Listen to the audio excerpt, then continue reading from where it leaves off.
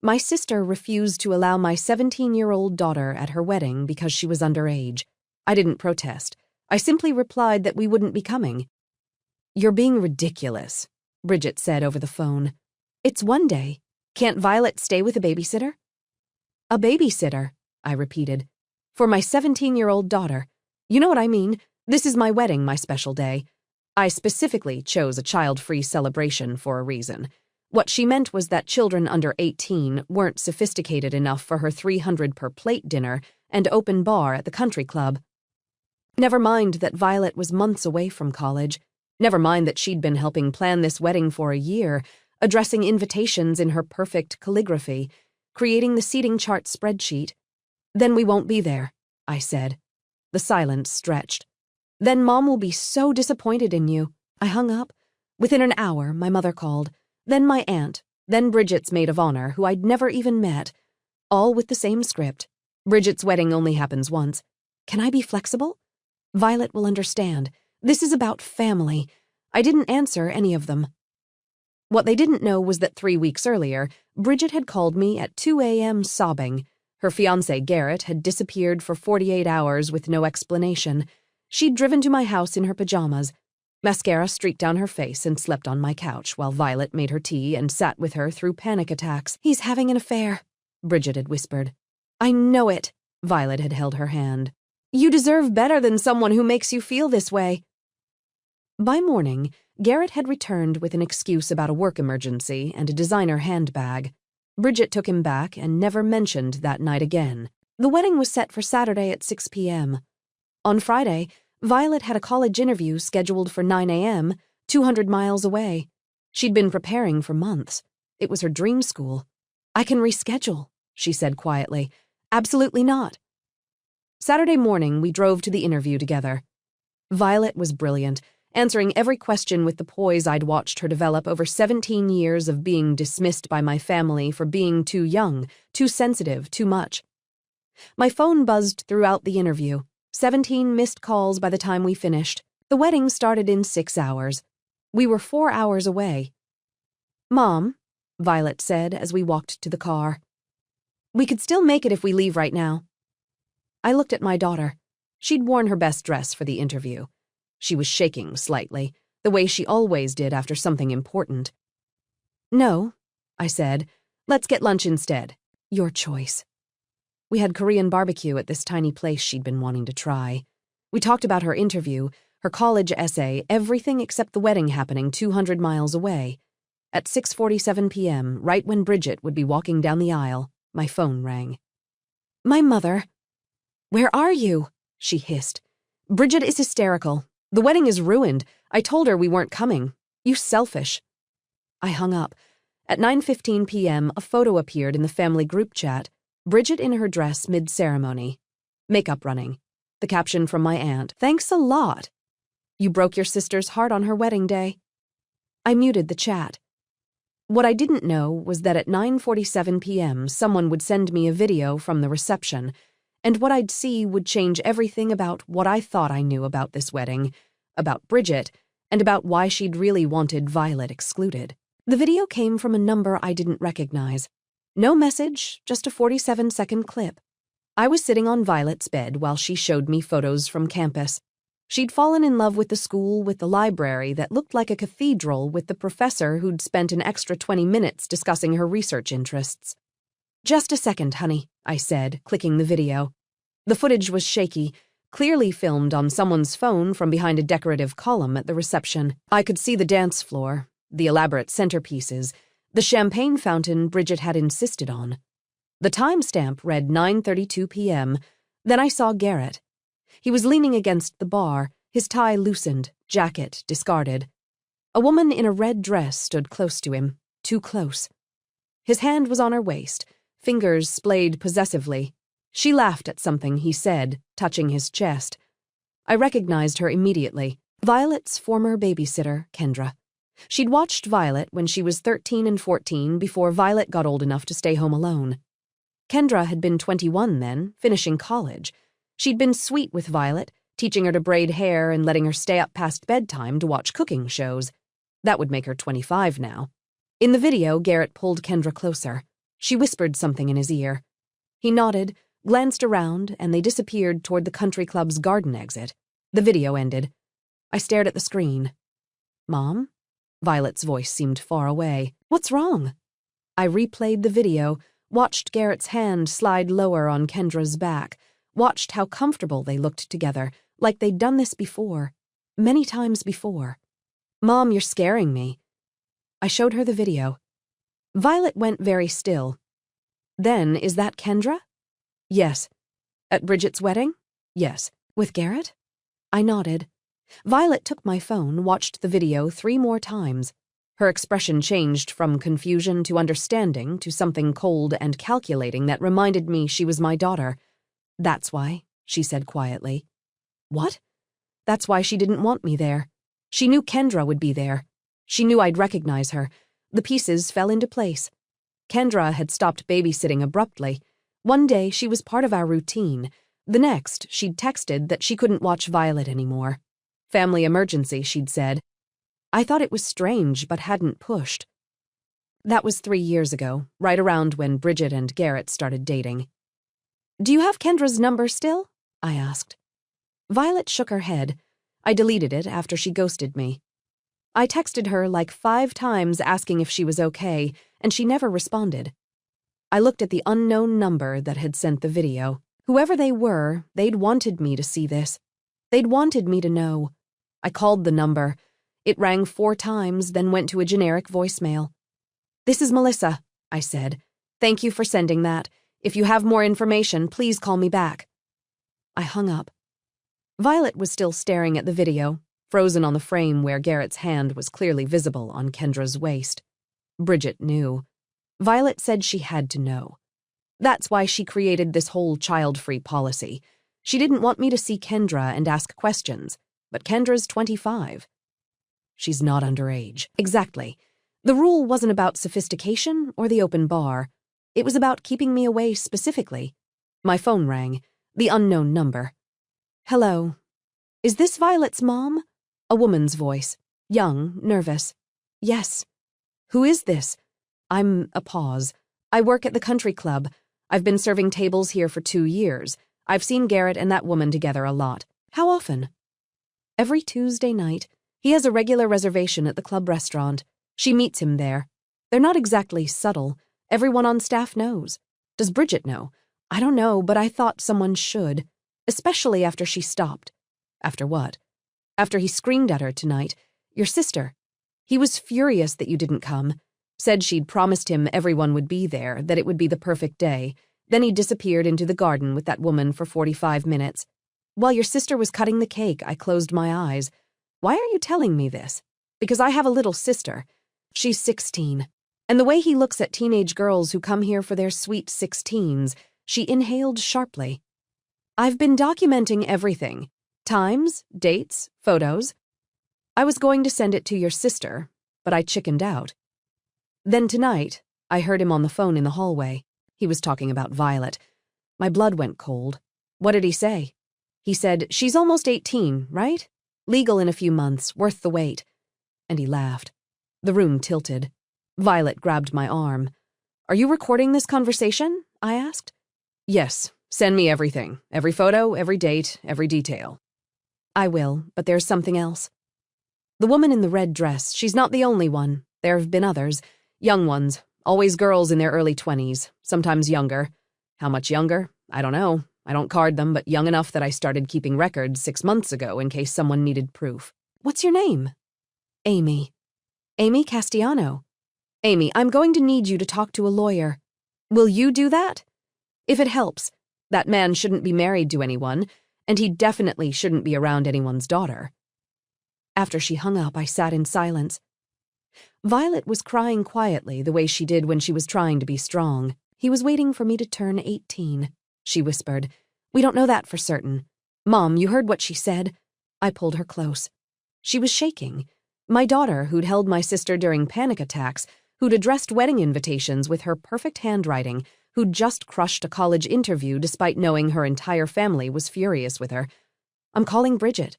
I said, "Don't." She chose him. She chose him over you, over me, over everything. She needs to know. She already knows, Mom. That's why she didn't want me there. She didn't want to protect me.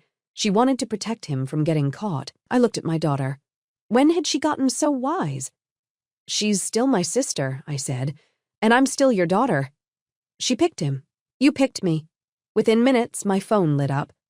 Amy had sent 47 photos, a spreadsheet with dates and times, and several videos. Garrett with different women, always young, always at the country club on Tuesday nights when Bridget taught her evening yoga class. I forwarded everything to my phone's secure folder. Then I called my brother, the only family member who texted me privately during the wedding drama. Tell me you're calling because you've come to your senses, he said. I'm calling because I need you to do something without asking questions. What? I'm sending you some files. I need you to give them to Bridget in person tomorrow. Don't tell anyone else in the family. What is this about? Her husband and the real reason she didn't want Violet at her wedding. Silence. Then send them. That night, I couldn't sleep. I kept thinking about Bridget at 2 a.m. sobbing on my couch, about how Violet had made her tea and held her hand, about how Bridget had gone back to Garrett and never mentioned it again, about how she'd spent a year planning a wedding designed to exclude my daughter, not to protect Violet, to protect Garrett's secrets. At 3 a.m., my phone rang. Bridget, what did you do? She screamed. I sent you the truth. Those photos are fake. Garrett explained everything. That woman is his business partner's daughter. They were discussing a deal at 2 a.m. in the garden during your reception. You're jealous. You've always been jealous. You couldn't have your perfect day, so you're trying to ruin mine. Bridget, I know what this is really about. You're mad that I didn't want Violet there. But you have to understand, she's so dramatic. She would have made everything about her. The photos, the dinner, everything. I know what teenage girls are like. She's 17. She was helping you plan this wedding for a year because she wanted attention. Because she wanted everyone to see how helpful she was being. I saw right through it. I'd never heard my sister talk like this.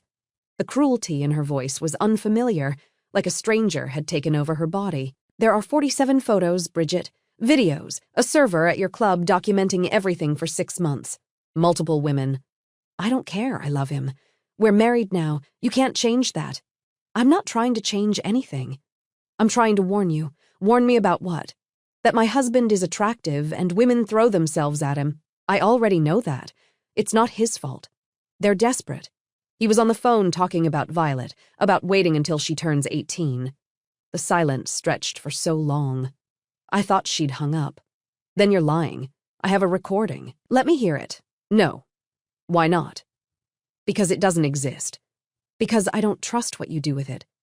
You'd show it to Garrett. He'd know someone's been documenting him. He'd be more careful, and I need him to not be careful. You're insane. Stay away from me. Stay away from my husband and keep your daughter away from both of us. She hung up. Violet appeared in my doorway. I heard yelling. Bridget's not ready to hear the truth. Will she ever be? I don't know. We made tea and sat at the kitchen table watching the sunrise through the window. Violet had her college acceptance letter spread out in front of her. The one that had arrived 2 weeks ago. Full scholarship, 4 years paid, her dream school. When I was applying, she said quietly, Bridget told me not to get my hopes up. She said, girls like me don't get into schools like that. When I asked what she meant, she said, girls whose mothers never finished college and whose fathers aren't in the picture. Girls without connections. I set down my mug. She said that to you last Christmas. You were in the kitchen. She pulled me aside and said I should consider community college. That aiming too high would just disappoint me. Why didn't you tell me? Because you were so excited about my applications and because I wanted to prove her wrong. She had proven her wrong. My brilliant daughter who'd made valedictorian despite my sister's predictions, who'd gotten a full scholarship despite having no connections, who'd held a broken woman during panic attacks and never asked for thanks. I'm proud of you, I said. I know. At 7 a.m., my mother called. I let it go to voicemail.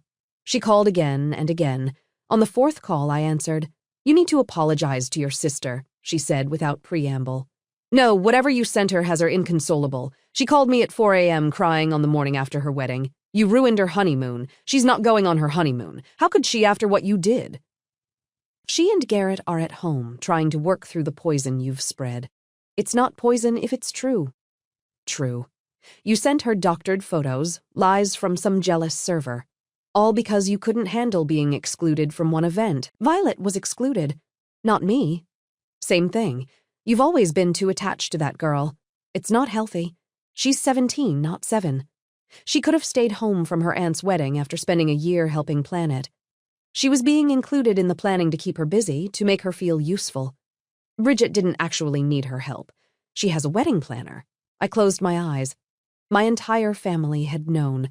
They'd known Violet was being used, given meaningless tasks to keep her occupied and grateful, and none of them had said anything. I need to go, I said. Melissa, wait. I know you're upset, but this is Bridget's marriage, her life. You need to let her make her own choices. I'm letting her. I'm just making sure she has all the information to make those choices. The information is biased from a stranger who probably wants money. The information comes from the country club security cameras, time-stamped, dated, undeniable. My mother was quiet. Then, even if it's true, what do you want Bridget to do? Leave him the day after her wedding? Embarrass our entire family? Think about the guests, the gifts, the announcements. They just sent out wedding photos. I want her to be safe. Safe from what? A man who finds her beautiful, who married her in front of 200 people, who bought her a house? You're paranoid. He's been cheating on her every Tuesday for 2 years. Men stray sometimes. It doesn't mean anything. Your father had an affair when you were 10. I forgave him. That's what married people do. I'd never known that. In all my years, my mother had never mentioned an affair. I thought of her sitting in the sunroom at family dinners, comparing jewelry with the other wives while the men discussed business. I thought of how she'd taught me to set a table, to smile through discomfort, to never make a scene. I'm not you, I said. No, you're worse. You're sabotaging your sister's happiness because you're bitter about your own failed marriage. My marriage didn't fail. I left. Same thing. I hung up. Violet was standing in the hallway, still in her pajamas. Grandma thinks you should have stayed with Dad. She said it wasn't a question, apparently. Even though he hit you, she doesn't know about that. Why not? Because I never told her. Because she would have said I provoked him, or that I should try harder, or that leaving would embarrass the family. Violet sat down next to me.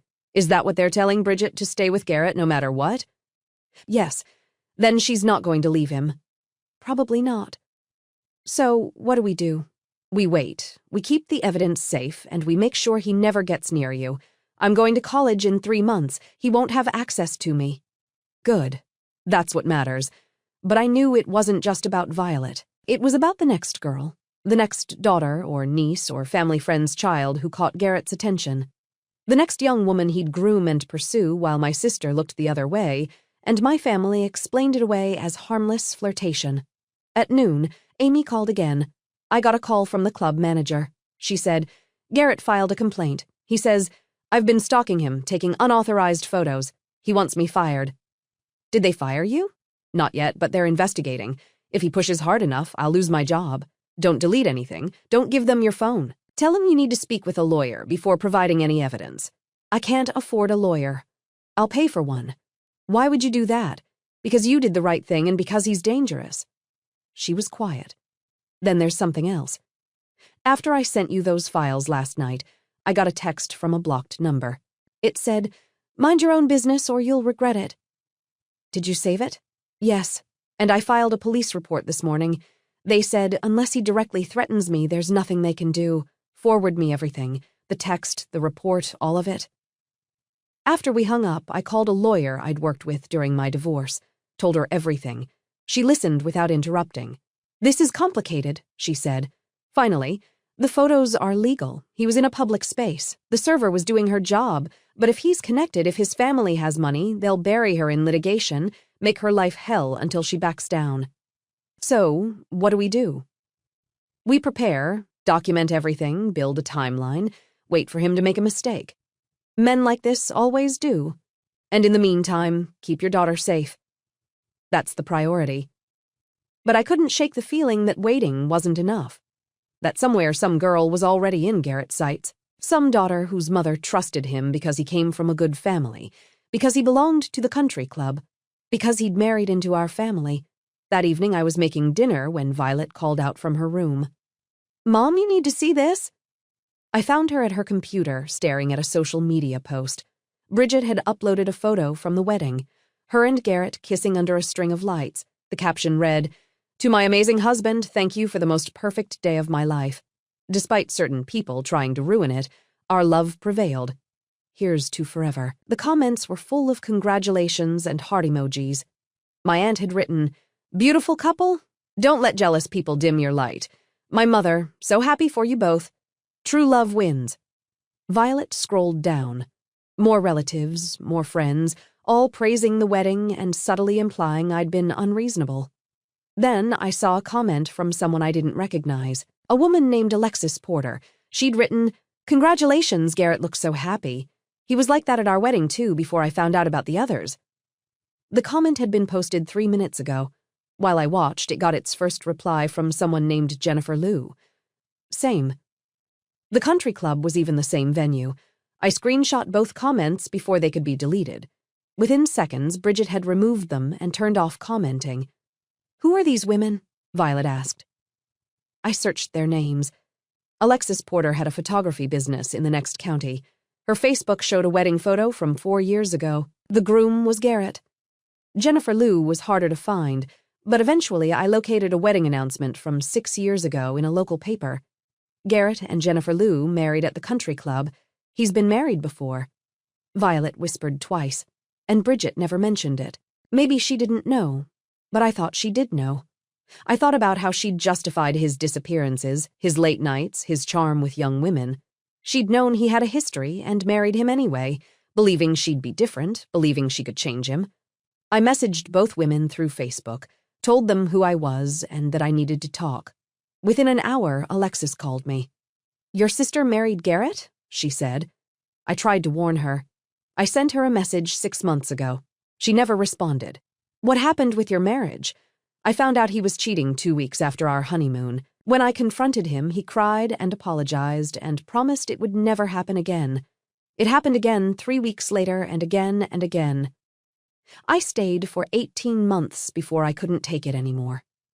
"Did he ever?" I paused, trying to find the right words. "Did he ever pursue anyone underage? Not that I knew of, but he talked about teenage girls a lot. How they were more innocent, more genuine. It made me uncomfortable. When I told him that, he said I was being dramatic. "Did you document any of this?" "I have texts, emails, therapy notes. I went to counseling to try to save the marriage. The therapist is the one who told me to leave." "Would you be willing to share those documents?" "Why?" "Because he's doing it again, and my daughter is one of his targets." Alexis was quiet for a long moment. "Send me your email. I'll send everything I have." Jennifer Liu called an hour later. Her story was nearly identical. Married young, discovered his cheating quickly, stayed too long hoping he'd change. She divorced him after finding him with a college student at his office. "He has a type," she said. "Young, naive, eager to please. Girls who don't question him, girls who are flattered by his attention. That's my daughter. Then get her away from him however you can. He's not going to stop. Men like him never do." By midnight, I had files from both women. Bank statements showing his spending patterns, photos, emails where he promised to change and never did, text messages from the women he cheated with, some of whom reached out to the wives afterward to apologize. In one text exchange, a 19-year-old girl had written to Alexis, "I didn't know he was married. He told me he was single. He took me to the country club every week for months. I thought he loved me." Violet read over my shoulder. "He's a predator." "Yes. And Bridget knows. I think she suspects, but she's choosing not to believe it. How can she do that? How can she know what he is and still stay? Because she's scared. Because she's embarrassed. Because she spent $100,000 on a wedding and sent announcements to 300 people and posted photos with the caption "forever." That's not a reason to stay with someone who's dangerous. You're right, but people talk themselves into things, especially when everyone around them is saying they're overreacting. Violet was quiet. "Then if Bridget calls you again, if she asks for help, will you give it to her?" "Yes. Even after everything she's done, she's still my sister, and she's going to need help eventually." What if eventually is too late? I didn't have an answer. Over the next week, things escalated. Garrett's lawyer sent Amy a cease and desist letter demanding she hand over all photos and delete any copies. Amy forwarded it to the lawyer I'd hired for her. The lawyer sent back a response explaining that Amy had committed no crime and would not be intimidated. Garrett's lawyer threatened a lawsuit. My lawyer said, "Let him try. Discovery will be fascinating." My family stopped calling me. Instead, they posted passive-aggressive messages on social media about loyalty and betrayal. My aunt shared an article about false accusations ruining innocent men's lives. My mother posted a meme about drama queens who can't let other people be happy. Violet got a private message from Bridget. It said, "I know your mom put you up to this, but you need to understand Garrett loves me. Whatever lies she's told you aren't true. When you're older, you'll understand how complicated relationships are." Violet showed me the message. Should I respond? "That's up to you." She thought for a moment, then typed, "Garrett told someone on the phone that I'd be worth the wait when I turn 18. That's not a lie, that's a threat." She hit send before I could stop her. Within minutes, Bridget called. I answered on speakerphone. "How dare you involve my niece in your sick fantasies?" Bridget yelled. "Garrett would never say something like that. You've brainwashed her." "There's a recording," Violet said calmly, "from a server at the country club time-stamped. Want me to send it to you? You're lying. You're both lying." "Why would we lie?" I asked. "What do we gain from that? Attention drama. You've always needed to be the center of everything. I finally have something good in my life and you can't stand it. Bridget, I have messages from his ex-wives, from women he cheated with, from security footage at the country club. This isn't about you. This is about him. His ex-wives are bitter. The women lied to get money from him, and the security footage shows nothing inappropriate. It shows him leaving your reception with another woman for 45 minutes while you cut your cake. She's his colleague. They were discussing business at 10 p.m. in the garden. Yes, important deals don't wait for convenient times. I could hear the desperation in her voice. She was clinging to explanations that made no sense because the truth was too painful. "Bridget," I said gently, "you don't have to do this. You can leave. You can admit this was a mistake. No one will judge you. Everyone will judge me. Everyone will say they knew it wouldn't last, that I was stupid for marrying him, that I should have listened. Who cares what they say? You deserve better than this. Better than what? A successful husband who loves me, a beautiful home, financial security, better than someone who pursues teenage girls. He doesn't pursue teenage girls, you're making that up. I have a recording of him saying it. Then play it for me right now." I hesitated. If I played it, she'd tell Garrett. He'd know someone at the club had been listening. He'd be more careful. We'd lose our advantage. That's what I thought. Bridget said, "You don't have anything. This is all lies." She hung up. Violet looked at me. "Should we have played it?" "No. We need to keep some cards hidden. So what do we do now? We wait for him to make a mistake and we keep you safe." But I couldn't shake the feeling that waiting would cost someone. Maybe not Violet. Maybe some other girl who wouldn't have a mother looking out for her. 2 weeks later, my brother called. "I need you to come to dinner." He said family dinner at Mom's house. Why? Because Bridget's miserable. Because this fight is tearing everyone apart because we need to find a way forward. I'm not apologizing. No one's asking you to. Just come hear her out. Against my better judgment. I agreed. Violet refused to come. "I'm not sitting at a table with people who think I'm lying about being targeted by a predator," she said. "Have fun with your toxic family." She wasn't wrong, but I went anyway. The dinner was tense from the start. My mother had made pot roast, the meal she always made for family peace talks. My father sat at the head of the table, silent as always. My aunt and uncle were there along with Bridget and Garrett. Garrett looked perfect, pressed shirt, warm smile, hand resting protectively on Bridget's shoulder. He stood when I entered, offering his hand. "Melissa, so good to see you. I'm glad we can all be adults about this." I didn't shake his hand. My mother's eyes flashed a warning, but I sat down across from them without greeting him. "So," my father said, carving the roast, "let's clear the air. What's this all about?" "You know what it's about," I said. "I know there's been some misunderstanding about Garrett's friendships with colleagues, but accusations have been made that are frankly slanderous. They're not accusations if there's proof." Garrett leaned forward, his expression concerned. "Melissa, I understand you're worried about Violet. She's a wonderful girl, and you want to protect her, but I promise you, I have never and would never do anything inappropriate toward her. The idea is offensive to me. He was good. I'd give him that." His voice was earnest, his eyes sincere. He looked like a man wrongly accused, patient and understanding, even in the face of false allegations. I have a recording of you on the phone, I said, talking about waiting until she turns 18. I've never said any such thing. Then you won't mind if I play it? I reached for my phone. Garrett's hand shot out, grabbing my wrist. Don't, he said, his voice suddenly cold.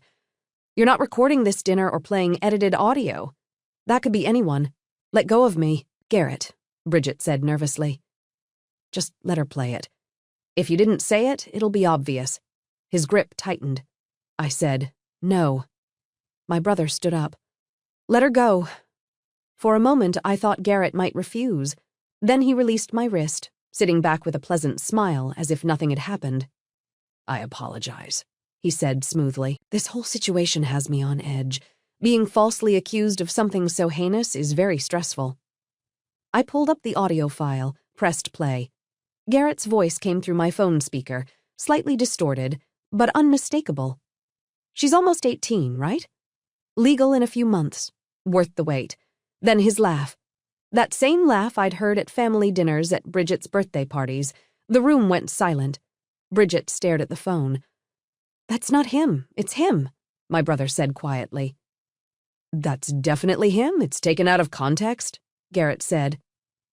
I was joking with someone about a completely different situation. Someone's daughter who's graduating high school and will be legal to hire for summer work at my office.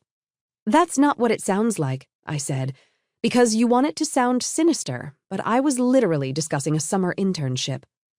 My mother looked uncomfortable. Melissa, maybe you misunderstood, Mom, he said. Worth the wait. In what context is that about a job? In the context of finding good help? Garrett said smoothly. There's a shortage of qualified summer interns. I was saying she'd be worth waiting for because she has strong qualifications. It was a ridiculous explanation, but I watched my mother's face soften, wanting to believe him. Watched my father nod slightly, accepting the plausible deniability.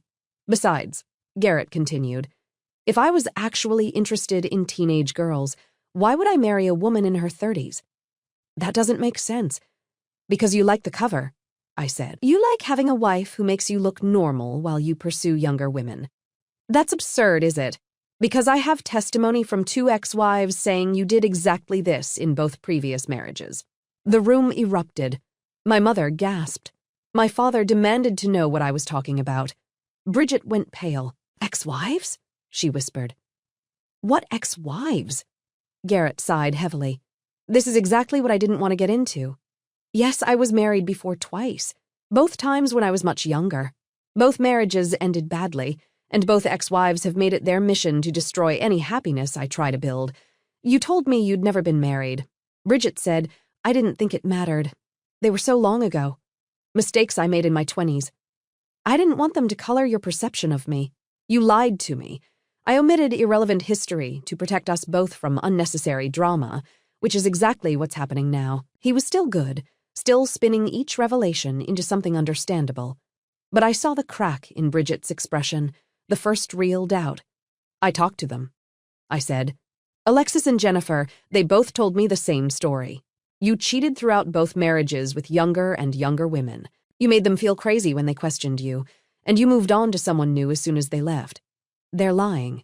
They have documentation, therapy notes, text messages, photos, which they've probably doctored. Ex-wives lie, Melissa. You should know that from your own divorce. It was a calculated blow, reminding everyone that I, too, had left a marriage, implying my judgment couldn't be trusted, but I'd prepared for this. I pulled out my folder, laid it on the table. These are bank statements from your marriage to Alexis. They show regular payments to women in their early 20s. Here's an email where you promised to stop seeing someone named Casey. Here's a text message where Jennifer confronted you about a 19-year-old girl you took to the country club. I spread the papers across the table. Bridget stared at them, her hands trembling. And here, I said, pulling out the final document, is the police report from a 20-year-old woman who filed a complaint against you for harassment. It was dropped when you paid her $15,000 to go away. Garrett's pleasant expression finally cracked. Where did you get that? Does it matter? That's sealed. You had no right to access. Public record, my lawyer had said when she gave it to me. Anyone can request it. Bridget was crying now. Mascara running down her face just like it had that night 3 weeks ago when she'd shown up at my house. But this time I wasn't offering comfort. You lied to me. She whispered to Garrett about everything. Baby, listen. Don't call me baby. You lied about being married before. You lied about the cheating. You lied about she stopped looking at me. The night he disappeared for 48 hours. You were with someone, weren't you? Garrett said nothing. Answer me. It was a misunderstanding. A colleague who misread signals. A colleague who you disappeared with for 2 days. I was confused, having cold feet about the wedding. It didn't mean anything. Bridget stood abruptly, her chair scraping against the floor. I need to leave. She walked out. Garrett started to follow, but my brother blocked him. Let her go, my brother said. She's my wife, and she clearly needs space. They stared at each other. Finally, Garrett grabbed his jacket and left without another word. The remaining family sat in uncomfortable silence. Well, my mother said finally, that was unpleasant. Unpleasant? I stared at her. Mom, did you hear anything that was just said? Your son-in-law is a serial cheater who pursues young women, possibly underage women. We don't know that for sure. Yes, we do. We have evidence, testimony, a pattern spanning 3 marriages. Marriages fail for lots of reasons. That doesn't make him a predator. He has a police report for harassment of a 20-year-old, which was dismissed because he paid her off. My mother began clearing plates. I think you've done enough damage for one evening. Bridget just got married. She's supposed to be happy. Instead, she's devastated because you couldn't let this go. I couldn't let it go because he's dangerous. He's not dangerous. He's charming and successful. And yes, maybe he's made some mistakes, but tearing apart a marriage 1 week after the wedding, that's cruel, Melissa. I looked around the table. My father said nothing, already tuning out. My aunt and uncle were gathering their things, clearly wanting to escape. No one was acknowledging what had just happened. You're all going to pretend this is fine, I said. That there's no problem here. The problem, my aunt said carefully, is that you've brought scandal into this family. Whatever issues Bridget and Garrett have, they should work them out privately, not with you airing everything in front of everyone. I aired it because you all refused to see it, because you all told me I was being ridiculous for not attending a wedding where my daughter would be in danger. Your daughter was never in danger. My mother snapped. That's dramatics. That's you being overprotective and paranoid. He said she was worth the wait when she turns 18. Out of context, he explained that, and you believed him. I believe in giving people the benefit of the doubt. I believe in not destroying families based on speculation and spite. There was no point arguing. My mother had made her choice. They all had. I gathered my things and left. Outside, I found Bridget sitting in her car crying. I approached carefully. Can I sit with you? She unlocked the door. I slid into the passenger seat. We sat in silence for several minutes. Then I knew what about the cheating. I knew. I found texts on his phone 2 months before the wedding.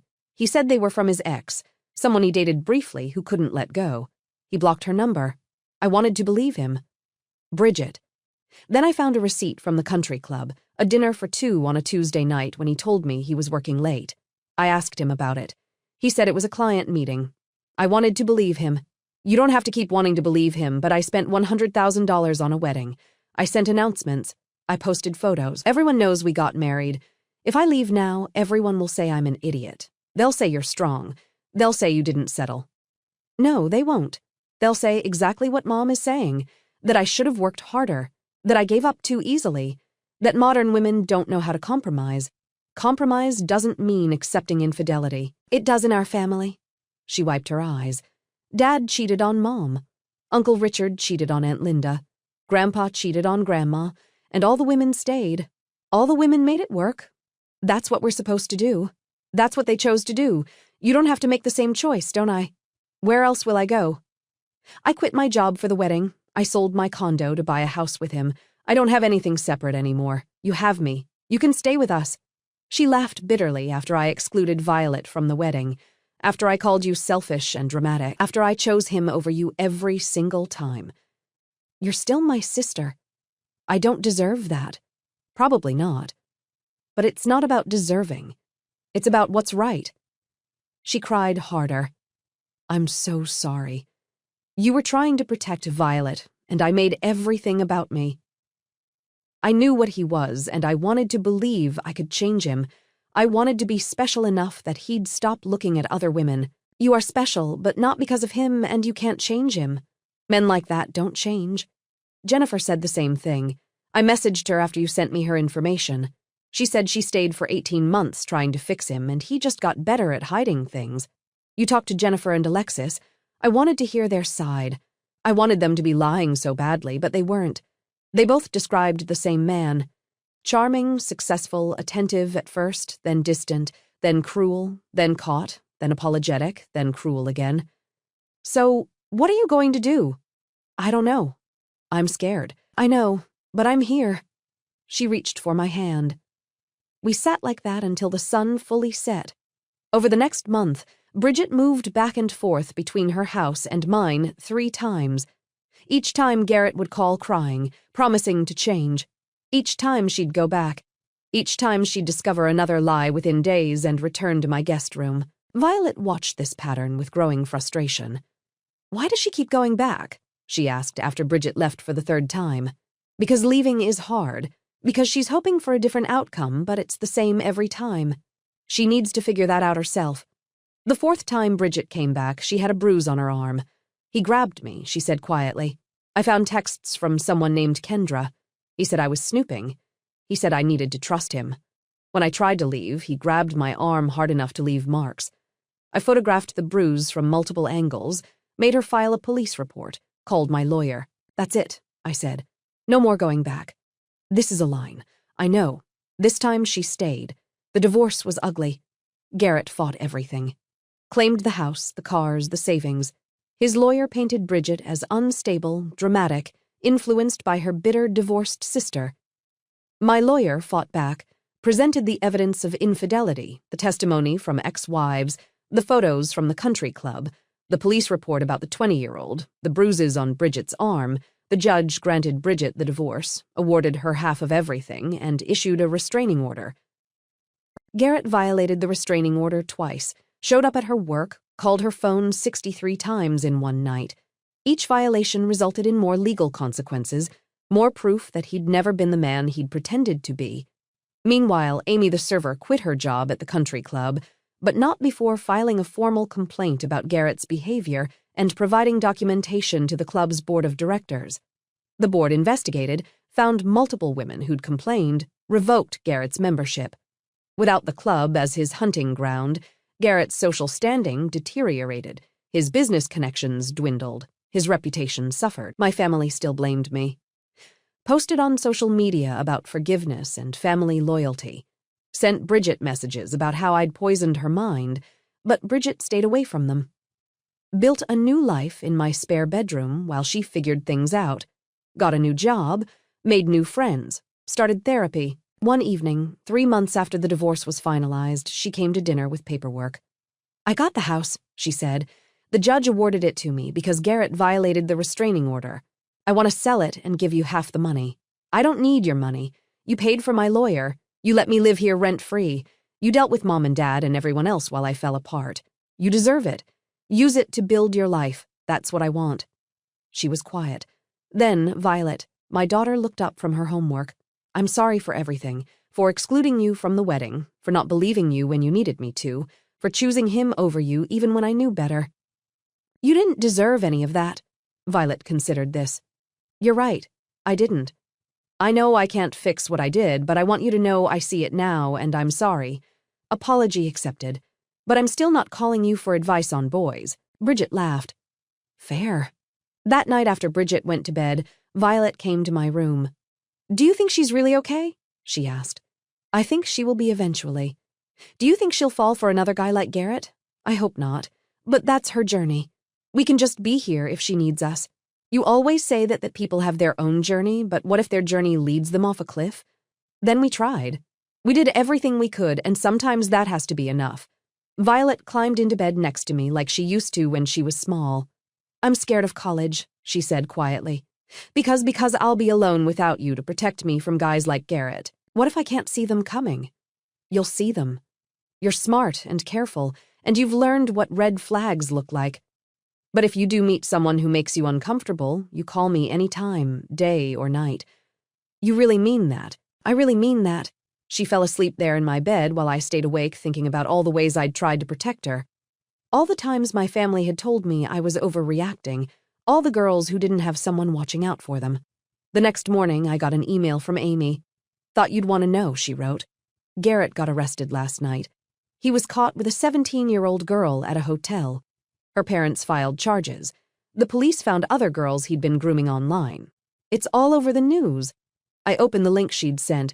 Sure enough, Garrett's mugshot stared out from the local news website. The article detailed multiple charges of soliciting a minor, possession of inappropriate images, and contributing to the delinquency of a minor. I forwarded the article to Bridget, then to my mother, then to everyone in the family group chat who told me I was overreacting.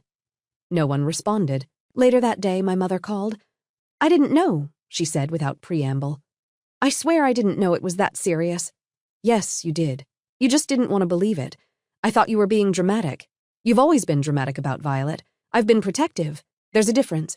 Is there? Because it seems like you see threats everywhere. This one was real. She was quiet. I'm sorry for not listening, for not believing you. Are you apologizing to me or to yourself? To you and to Bridget and to Violet. Then call them and tell them that she did. Later that evening, both my mother and father called Bridget and apologized. Called Violet and apologized. It didn't fix everything, but it was something. At Sunday dinner the following week, my family gathered without Garrett for the first time. The conversation was stilted, awkward. No one knew quite what to say. Finally, my aunt spoke. I should have listened when you raised concerns. I'm sorry. Others echoed her. Small apologies, insufficient but genuine. Violet sat quietly through it all, observing. Afterward, she said, They're only sorry because he got arrested. If he hadn't, they'd still think you were wrong. She was right. But I'd take their late realization over nothing. 3 months later, Garrett was convicted. 10 years. The judge cited the extensive evidence of grooming, the multiple victims, the complete lack of remorse. Bridget went to the sentencing. I sat beside her. When the judge read the verdict, she didn't cry, just nodded once like something had finally been settled. Outside the courthouse, reporters tried to approach her. I blocked them while my brother guided her to the car. How do you feel? One shouted. Do you think you should have seen the signs? Bridget stopped, turned. I did see the signs. I chose to ignore them because people I trusted told me I was overreacting, that I was being dramatic, that I should give him the benefit of the doubt. So, if you want to blame someone for not seeing the signs sooner, blame everyone who tells women they're being too sensitive when they notice red flags. Then she got in the car and we drove away. That evening, Violet left for college orientation. She'd be gone for 4 days getting to know her dorm, meeting her roommate, touring campus. Call me if you need anything, I said, hugging her goodbye. I will, but I'll be fine. I know you will be.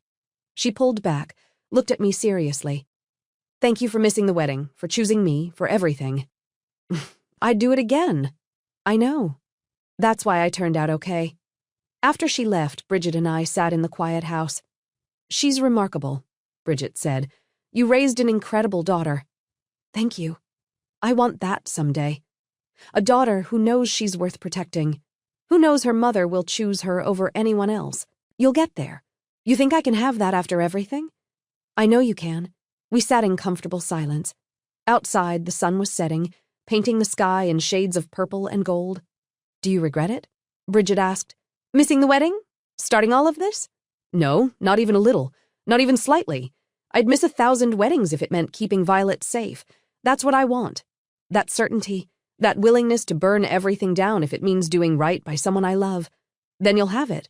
You're already halfway there. She smiled. Thanks for letting me figure that out here. That's what family's for, is it? Because our family hasn't exactly modeled that. Then we'll model it differently for the next generation. Violet's generation, and whoever comes after her. Someone has to break the pattern. I'm glad it was you. I'm glad you're here with me. We ordered takeout and watched terrible reality TV and didn't talk about Garrett, or the trial, or the family drama. Just existed together in the quiet aftermath of a storm. The next morning, I woke to a text from Violet. Made a friend. Her mom sounds like Bridget's ex. We're comparing notes. Thanks for showing me what to look for. I showed Bridget the message. She read it, smiled sadly. At least some good came from all of this. More than some. You're free. Violet's safe. Other girls know what to watch for. It cost us a lot, though. The family barely speaks to us. Mom only just started calling again. The social fallout has been brutal. Would you go back? If you could do it all over, she thought for a long moment. No, I'd do it differently. I'd listen to you sooner. I'd never have married him in the first place, but I wouldn't go back to not knowing, to pretending everything was fine. Good, is it though? Sometimes I think ignorance was easier.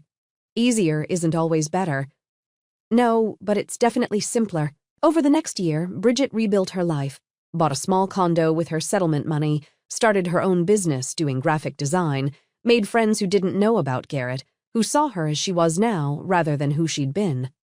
Violet flourished at college, made the dean's list, joined clubs, dated a boy who treated her well, and had the sense to be terrified when I met him. Your daughter told me you'd castrate me if I hurt her, he said nervously over dinner. She's not wrong, I noted. He was polite, respectful, and brought flowers. Violet later told me he'd spent an hour researching what kind I liked because he wanted to make a good impression. He's scared of you, she said, as he should be. It's actually kind of sweet. He asked me about that time you missed the wedding to take me to a college interview. He said, any mom who'd do that was not someone to mess with. Smart boy. Don't get too attached. We're probably breaking up when summer hits.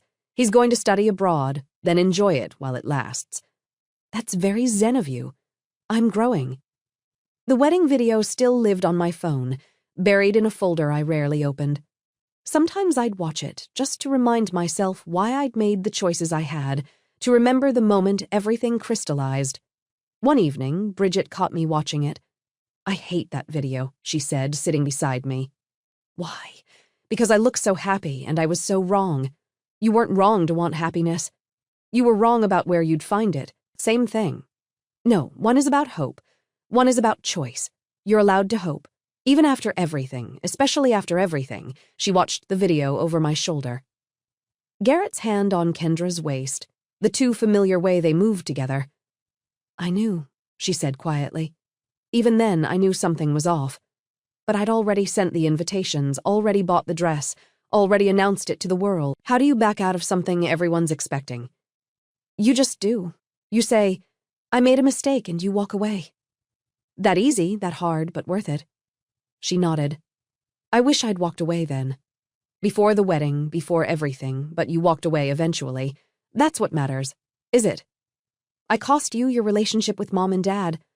I cost Violet her senior year of comfort with the family. I cost you. You didn't cost me anything. I made my choices. You made yours. Eventually, we both ended up here. Here being free, she smiled. Free sounds nice. 2 years after the wedding that wasn't, Bridget met someone new. His name was Thomas, and he was cautious and kind. He didn't rush anything, didn't push for commitment, didn't make promises he couldn't keep. When Bridget introduced us, he said, I know what your sister went through. I know why she's careful. I'm okay with that. And if it takes years for her to trust you, then it takes years. She's worth it. He passed the test, not just with me, but with Violet, who'd grown into a sharp-eyed 20-year-old who could spot manipulation from a mile away. He's good, Violet said after meeting him. Or he's really, really good at hiding it. Which do you think? Good. He doesn't ping any of my red flags. And believe me, I have a comprehensive list now. Thanks to Garrett. Thanks to you for showing me what to watch for. At Christmas, 3 years after the disaster wedding, my family gathered again. This time with Thomas. This time without tension. My mother had softened over the year, stopped making excuses for Garrett. Stopped blaming me for the fallout. She'd never fully admitted she was wrong, but she'd stopped being actively hostile. Progress, I suppose. Violet came home from college with her boyfriend, now upgraded to fiancé. He asked my permission before proposing, which I respected. He had a solid job, treated my daughter well, and understood that family meant protecting each other. We're not rushing, Violet told me. Engagement for at least 2 years, living together first, making sure we're compatible in real life, not just dating life. Smart. I learned from watching you and from watching Bridget. What did you learn? That love isn't enough if the person isn't safe. That butterflies don't matter if the person gives you anxiety. That you should listen when someone shows you who they are. Those are good lessons. They cost you, though. Cost all of us. But you learned them. That makes it worth it. At dinner, my father stood to give a toast. He'd been quiet through most of the family drama, taking my mother's side without much thought. But time had changed him, too. "I want to say something," he began. 3 years ago, my daughter made a choice that I didn't understand. She chose not to attend her sister's wedding. At the time, I thought she was being selfish. Difficult. I was wrong. He looked at me. "Melissa, you saw something we all refused to see. You protected your daughter when we told you that you were overreacting, and you saved your sister when we told you to stay out of it. I should have supported you then. I'm sorry it took me this long to say that." The table was silent. "And Violet," he continued, "you were brave to speak up about feeling unsafe, to trust your instincts when adults told you they were wrong. I hope you never stop trusting yourself." Violet nodded, blinking back tears. "And Bridget, I'm proud of you for leaving, for rebuilding, for not letting one mistake define you forever." Bridget raised her glass. We all did. After dinner, I found Violet on the back porch, staring at the stars. "You okay?" I asked. "Yeah, just thinking about that day, the interview, how scared I was that you'd change your mind and make us go to the wedding. I almost did when you said we could still make it." "Really?" For about 10 seconds. "Then I looked at you and knew I'd never forgive myself if I chose a party over your future. It wasn't just the interview, though, was it? It was about sending a message. What message? That I matter. That my comfort and safety and dreams matter more than family obligation or tradition or appearances. Yes, thank you for that. A lot of my friends at school, their parents wouldn't have done that. They'd have dragged them to the wedding and told them to suck it up. Then their parents are wrong. That's what makes you different. You know when to stand your ground. I learned that from your father. Actually, in reverse. What do you mean? I learned that giving in to keep the peace just breeds resentment. That sometimes the only way forward is to draw a line and hold it, even if it costs you everything, especially then, because what's the point of having everything if you've compromised who you are to get it? Violet leaned against me. I want to be like that. When I have kids, I want them to know I'll always choose them. You will be. You already are. How do you know? Because you're here. Because you learned the lesson. Because you know what it looks like when someone puts you first and you won't accept less. We stayed there until the cold drove us inside. Where Bridget and Thomas were laughing at something my mother said. Where Violet's fiancé was helping with dishes. Where my family was learning to be the kind of family that protected each other. The wedding photo from that day 3 years ago still existed somewhere on Bridget's old social media, but she'd archived it, replaced it with new photos. Her with Thomas, her with me and Violet, her alone, smiling, free. I never regretted missing that wedding. Not for a moment, because the cost of going would have been Violet's safety, Bridget's future, and my own integrity. And some things I'd learned were worth more than family obligation or social expectation or anyone's disappointment. Some things were worth burning it all down for, like your daughter's safety, like truth, like the fierce, uncompromising love of a mother who knows that missing one day can save a lifetime. Years later, when Violet had her own daughter, she called me from the hospital. "We named her Hope," she said, "because that's what you gave me. Hope that things could be different, that someone would always fight for me." I cried, holding the phone, thinking about all the choices that led to this moment. The wedding I missed, the family I defied, the line I drew and refused to cross. "You gave yourself hope," I said, "by being brave enough to trust your instincts. We both did it together. Yes, we did." And in that moment, I knew the story that started with a refused wedding invitation had become something else entirely. Not a story about what we lost, but about what we gained. Freedom, safety, truth, each other. And that I thought as I hung up the phone and drove to meet my granddaughter was worth every sacrifice we'd made.